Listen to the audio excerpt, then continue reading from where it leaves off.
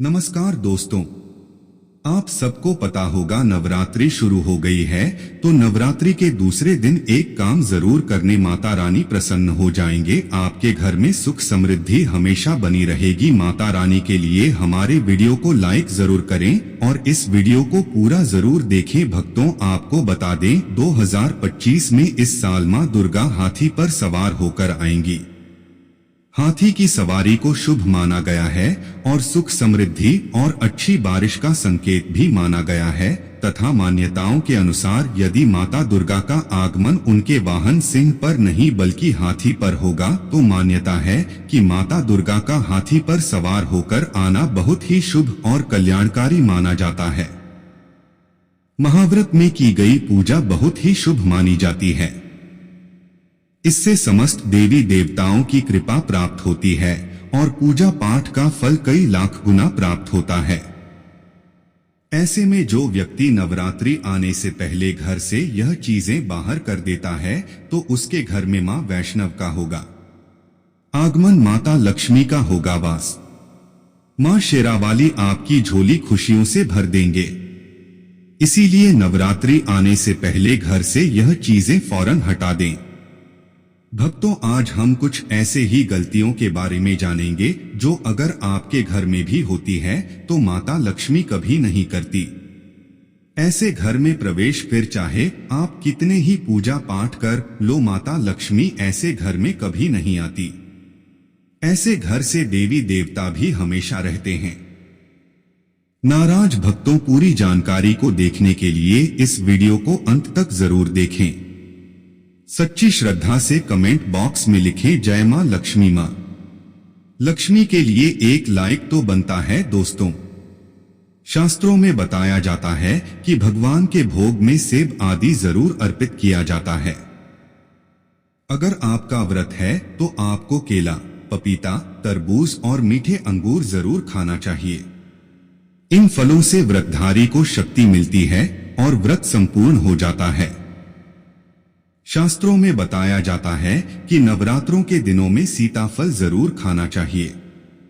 सीताफल खाने से 10 ऐसी बीमारियां हैं जो खत्म हो जाती हैं। माना जाता है कि नवरात्रों के दिनों में सीताफल का घर में प्रवेश होना बड़ा ही शुभ माना गया है। सीताफल खाने से नवरात्रि का व्रत सफल हो जाता है क्योंकि इसमें माता सीता का आशीर्वाद मिला हुआ होता है।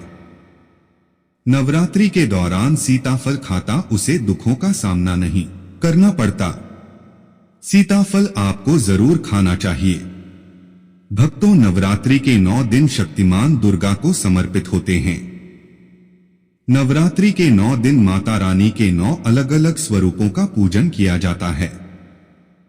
नवरात्रि के 9 दिनों में माता रानी को अलग अलग स्वरूप के हिसाब से अलग अलग भोग अर्पित किए जाते हैं।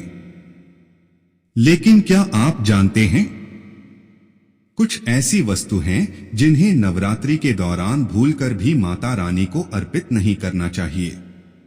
अगर इन वस्तुओं को आप गलती से भी माता रानी को अर्पित कर देते हैं तो आपको व्रत और पूजन का पूर्ण लाभ नहीं होगा। इसीलिए माता रानी की कृपा प्राप्त करने के लिए आपको यह जानना अति आवश्यक है कि वह कौन सी ऐसी वस्तु है जो माता रानी के पूजन में भूलकर भी इस्तेमाल नहीं करना चाहिए। तो आइए मां का जयकारा लगाते हुए वीडियो को शुरू करते हैं। भक्तों, नंबर 1, नवरात्रि के दौरान शादीशुदा महिलाओं को सफेद कपड़े पहनकर पूजा पाठ नहीं करना चाहिए। साथ ही साथ काले कपड़े भी नहीं पहनना चाहिए। इससे पूजा व्रत आदि खंडित हो जाती है। माता की चौकी जब आप लगाएं तो उसके नीचे कागज नहीं लगाना चाहिए। माता की चौकी हमेशा लाल कपड़ा बिछाकर ही बनाना चाहिए। हमेशा याद रहे, नवरात्रों के इन 9 दिनों तक व्रतधारी को अपना आसन चौकी के आगे ही लगाना चाहिए और मंदिर को नवरात्रों के दौरान अकेला नहीं छोड़ा जाता। बहुत ही अशुभ माना जाता है। इससे दुर्गा माता नाराज हो जाती है और हमेशा के लिए चली जाती है। भक्तों, नंबर 2, नारियल। हिंदू धर्म में नारियल को समृद्धि, धन, श्रद्धा और सम्मान का सूचक माना जाता है। नारियल को श्रीफल भी कहा जाता है। नारियल को सुख समृद्धि में वृद्धि करने वाला माना जाता है। नारियल का हर मांगलिक कार्य में विशेष महत्व होता है। जैसे कि आप सभी जानते हैं कि माता रानी के कई मंदिरों में नारियल से बलि भी दी जाती है और माता रानी के पूजन में नारियल का इस्तेमाल हम सभी करते हैं। खासकर कलश की स्थापना नारियल रखकर ही की जाती है। माता रानी के पूजन में हम नारियल इस्तेमाल करते समय कुछ गलतियां कर बैठते हैं। भक्तों, नारियल कई प्रकार के होते हैं। एक हरा, दूसरा सूखा जिसके अंदर पानी होता है। जिस नारियल के अंदर पानी होता है, माता रानी के पूजन में सदैव पानी वाला और जटा वाला नारियल ही इस्तेमाल करें। नारियल का पूर्ण होना चाहिए। नारियल चटका हुआ या टूटा हुआ नहीं होना चाहिए, क्योंकि साबुत नारियल ही पूर्ण और पवित्रता का प्रतीक होता है। साबुत नारियल ही सुख समृद्धि का प्रतीक होता है। साबुत नारियल को ही श्रीफल यानी कि मां लक्ष्मी का फल कहा जाता है। नवरात्रि में माता रानी के कलश की स्थापना करते समय जटा वाला यानी पानी वाला नारियल ही कलश पर स्थापित करना चाहिए। मांगलिक कार्य की सूचना देता है। इस बात की सूचना देता है कि आपके घर में देवी विराजित हैं। यह बहुत महत्वपूर्ण होता है। नवरात्रि के पहले दिन घर के मुख्य द्वार पर तोरण लगाना और इसका बहुत ही शुभ फल भी हमें प्राप्त होता है। अगला जो कार्य है, तीसरा कार्य जो हमें नवरात्रि में जरूर करना चाहिए दोस्तों, वह अखंड दीपक प्रज्वलित करना। देखिए, अगर घर में हम अखंड दीपक प्रज्वलित करते हैं तो अखंड दीपक प्रज्वलित करने से मन की कोई भी इच्छा हो, अगर आप सोचकर और मन में धारण करके अखंड दीपक प्रज्वलित करते हैं तो आपकी कामना बहुत शीघ्र पूर्ण होती है। लेकिन इसके अलावा दीपक इस बात का प्रतीक है कि आपके घर में किसी भी प्रकार की नकारात्मक ऊर्जा प्रवेश नहीं करेगी और मन से घर से हर तरह से नकारात्मक ऊर्जा को दूर करता है दीपक। इसलिए अखंड दीपक नवरात्रि में पहले दिन से लेकर और नवमी तिथि सकारात्मक ऊर्जा का वास बना रहे। अगला जो कार्य है नवरात्रि में आपको जरूर करना चाहिए, वह कलश की स्थापना। और देखिए, दीपक में एक और बात का ध्यान रखें। फिर हम कलश की स्थापना की बात करते हैं। दीपक में अगर आप घी का दीपक प्रज्वलित कर रहे हैं तो उसे आपको मां भगवती दुर्गा की मूर्ति के दाईं तरफ रखना होता है। और अगर आप तेल का दीपक प्रज्वलित करते हैं तो मां भगवती दुर्गा के बाईं तरफ आपको तिल तेल का दीपक रखना चाहिए। तो इस प्रकार से दीपक का आप ध्यान रखें। जब भी आप तिल, तेल या फिर घी का दीपक प्रज्वलित करते हैं तो उसे सही दिशा में सही स्थान पर रखना चाहिए। और अगला जो कार्य है, घट स्थापना करना यानी कलश की स्थापना करना। तीखी कलश की स्थापना जब हम करते हैं, नवरात्रि में कलश में हम सभी देवी देवताओं का आवाहन करते हैं। सभी देवी देवताओं का पूजन मां भगवती के साथ ही हम प्रतिदिन करते हैं। इस प्रकार से जब 9 दिनों तक लगातार हम समस्त देवी देवताओं का पूजन करते हैं, घर में आवाहन करके विधि विधान से विशेष रूप से हम उनकी आराधना करते हैं। क्योंकि जब हम मां का पूजन करते हैं, पहले हम कलश का पूजन करते हैं।